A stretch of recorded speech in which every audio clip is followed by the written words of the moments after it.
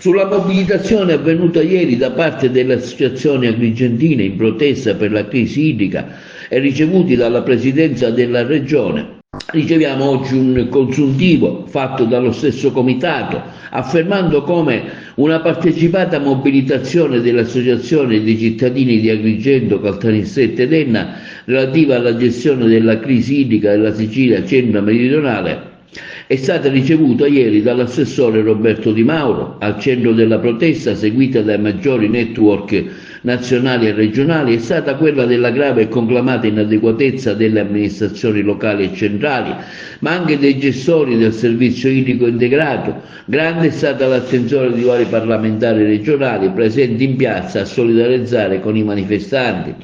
Le associazioni agrigentine invitate alla mobilitazione hanno partecipato con una propria delegazione, sono stati ricevuti dall'assessore all'energia Di Mauro, dal dirigente generale della Presidenza della Regione San Martano, dal dirigente generale della Protezione Civile Salvo Cocina e da altri funzionari e tecnici.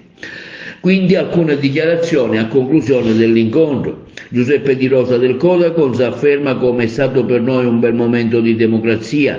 È emersa con ancora maggiore chiarezza l'inadeguatezza dell'azione dei sindaci nel raccordarsi con la Regione. Proseguiremo le nostre iniziative di protesta e faremo sentire ancora più forte il nostro impegno in favore dei cittadini e degli utenti consumatori di questa parte della Sicilia.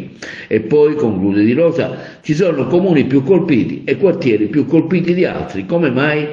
Daniele Cucciardo interviene in rappresentanza di Lega Ambiente affermando come i temi ambientali, ma anche quelli relativi all'equità e alla legalità nelle gestioni del servizio idrico, devono rimanere centrali nel dibattito pubblico e dopo il momento di grande attenzione che ci riserva oggi la politica regionale, continueremo a vigilare sulle modalità di gestione della spesa dei fondi pubblici, sull'efficienza e sul raggiungimento degli obiettivi auspicati. Quindi interviene Salvatore Licari dell'associazione Eticos, affermando come anche oggi abbiamo posto l'accento sulle gravi ed evidenti ambiguità e lacune nella gestione del servizio idrico da parte dei gestori locali, ma anche del gestore di sovrambito che costa tantissimo ai siciliani e non solo in termini tariffari. Siamo grati per l'attenzione che ci viene riservata e ancora più consapevoli di essere nel giusto. L'appuntamento quindi è per le prossime iniziative.